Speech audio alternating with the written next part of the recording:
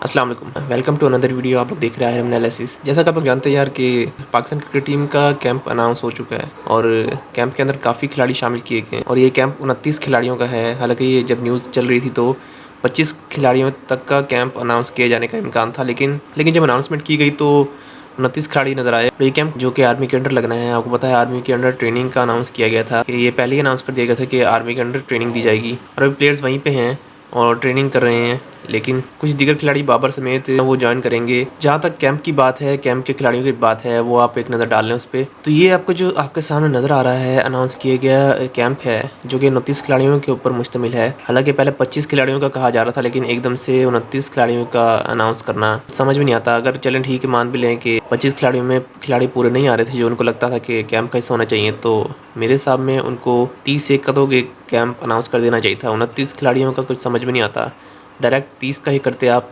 हम 25 का तो हमें समझ में आ रहा था कि 25 का होगा, लेकिन 4 खिलाड़ी ऐड करना, चलें इस पे भी कोई बड़ा इशू नहीं है। लेकिन और बड़े बड़े खिलाड़ियों ने रिटायरमेंट वापस ली है। जी हाँ, जैसे कि आप लोग जानते ही हैं कि इमाद वसीम और आमिर ने अपनी रिटायरमेंट अभी रिसेंटली वापस ली है और ये बहुत शॉकिंग न्यूज़ नहीं है किसी के लिए भी, क्योंकि सबको पता था कि ये वक्त आएगा कि जब ये दोनों रिटायरमेंट वापस लेंगे वर्ल्ड कप से पहले। तो अब बात सारी यहाँ पे आती है कि इन्होंने रिटायरमेंट वापस ली तो है और टीम में कैंप में जगह बना भी ली, लेकिन आप इस कैंप के अंदर खिलाड़ियों को देखें तो इसमें कितनी खिचड़ी पकी हुई है ये अभी किसी को समझ नहीं आ रही। जब आप लाइनअप सेट करेंगे, अपना स्क्वाड सेट करेंगे, खास तौर पे प्लेइंग 11 जब सेट की जाएगी तो उसमें आपको पता लगेगा कि कितनी खिचड़ी पकी हुई है। और खिचड़ी से मुराद ये है कि आपको अपनी प्लेइंग, आपको स्क्वाड और प्लेइंग 11 सेट करना कितना मुश्किल होगा ये आपको अब पता लगेगा। अभी रिसेंटली जो इमाद और आमिर की शमूलियत की गई है टीम के अंदर, तो उनके आने से दो एक खिलाड़ी तो आपको पता है उनके आने से बाहर होंगे प्लेइंग 11 के अंदर, क्योंकि ये दोनों मस्ट ही खेलेंगे। इनको मोहसिन नकवी साहब खुद गुजारिश करके लेके आए हैं वापस टीम के अंदर, तो जाहिर सी बात है इनका तो पहले खेलना बनता ही है और इनको खिलाया जाएगा लाजमी।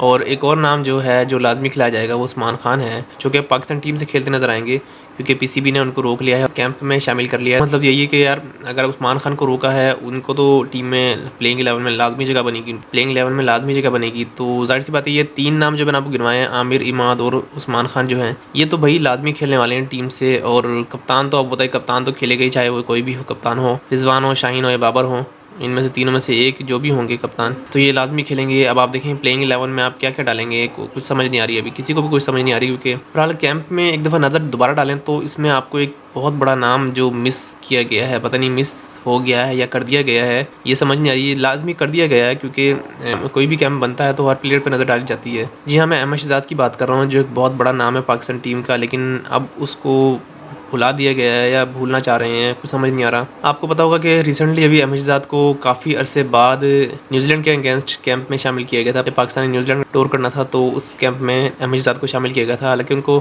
स्क्वाड में सेलेक्ट नहीं किया था, लेकिन कैंप में ज़रूर शामिल किया गया था और उम्मीद थी कि आने वाली सीरीज़ में उनको ज़रूर शामिल किया जाएगा। लेकिन इस कैंप के अनाउंस होने के बाद आपको अंदाज़ा लग गया होगा कि अहमद शहजाद को ये बिल्कुल ही फारिग कर देना चाहते हैं। और मुझे नहीं समझ आ रही कि अहमद शहजाद की क्या गलती है, ऐसा क्या कसूर है उनका कि उनको बिल्कुल दीवार के साथ लगाया जा रहा है। मुझे ये समझ नहीं आ रही कि क्या अहमद शहजाद इतना बुरा खिलाड़ी है कि उनको इस कैंप में शामिल ही नहीं किया गया। भैया 29 खिलाड़ियों का कैंप है, ये 29 खिलाड़ियों में क्या एक भी जगह अहमद शहजाद की नहीं बनती थी? चलें आप मान भी लें कि यार सारे 29 खिलाड़ी जो हैं कि बहुत इंपॉर्टेंट थे कैंप में शामिल करना, तो यार आप एक आधा खिलाड़ी और बढ़ा लेते, आप 30 का कैंप बना लेते। तो वही मुझे तो कुछ समझ नहीं आ रही कि ये कैंप किस वजह से बनाया गया। आप रिसेंटली अगर इंटरव्यू सुने अमित शाह के, जो बेचारा कितना ऊपर उम्मीद था और कितने इंटरव्यूज़ उसने दिए इस तरह के कि उसको यकीन है कि वो ज़रूर खेलेंगे पाकिस्तान से।